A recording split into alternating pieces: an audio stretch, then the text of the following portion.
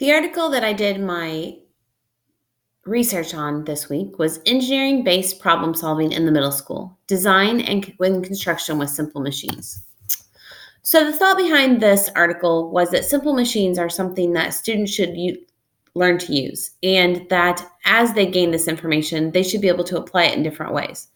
So a knowledge of simple machines is fundamental in the development of student scientific literacy. It's something that they need to be able to use in everyday life, something that they need to understand how and why it is able to work the way that it is. So the unit began by introducing background information and key concepts about simple machines. The teacher went over the simple machines with lecture and PowerPoints and various examples and demonstrations. And then it progressed to the main activity, which was addressed, that required students to design, construct, test, and evaluate a trebuchet catapult.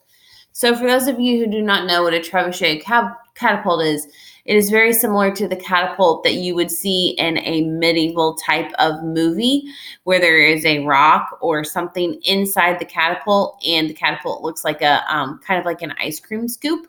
And then the catapult is released, and the lever and spring move the particle that is in the holding section with a high velocity to make whatever it is fly faster and harder than it would if just, say, thrown or something like that. So the article focused on the students going through the design process to make these trebuchet catapults. And the students, after they finished the design process, they actually built the catapults and they tested them.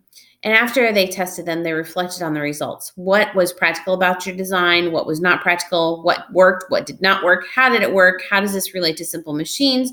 What simple machines did your group incorporate? How could you improve your design? How could you use ideas from other groups to make your design better? And part of the process of this learning about simple machines, building and testing these catapults is the end where they actually reflect on what they did and talk about how one thing worked better than others. So, how did this whole article change my view of the engineering process in education? So, one of the things that I really struggle with and that I need to focus on in the engineering process is it isn't right or wrong. The process is what is important. So giving the students time and letting them make mistakes and learn from those mistakes, that is an important part of the process. Not stepping in and telling them what they should do or redirecting them when they get off track. All of those mistakes and side roads are just as important as the final project.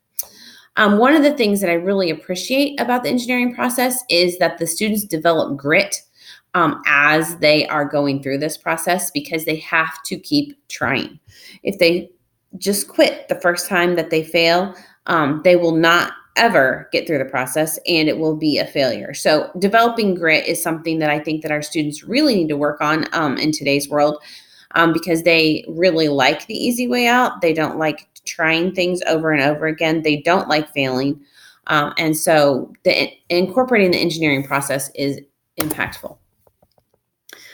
So the lesson for me is that the process is the lesson. And I know that this could be difficult for some teachers who are controlling or who like to be in control of their classroom. It is for me, mostly because there isn't a wrong or right answer and the students are learning, and that is the process.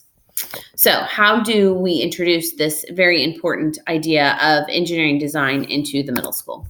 So facilitate iterative design. There's a prototype, there's testing, and there's the reflection. Each of these steps, the prototype, the testing, and the reflection, are equally important and need to be addressed. They cannot be skipped over. Using these three steps, building the prototype, testing it, and then reflecting on it, and then possibly going back through, circling around, and going through the process again, can completely transform the classroom. An important thing to think about when you are trying to address these are using real world examples. So you're going to present what the actual problem is, have them work through the actual project, and then evaluate and collaborate to improve their designs.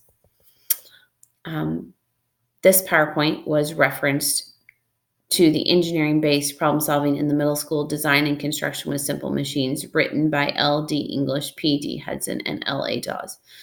I also referenced a blog, Bringing Engineering Design to the Classroom, that was written by T. Jenkins. Thank you so much and have a good evening.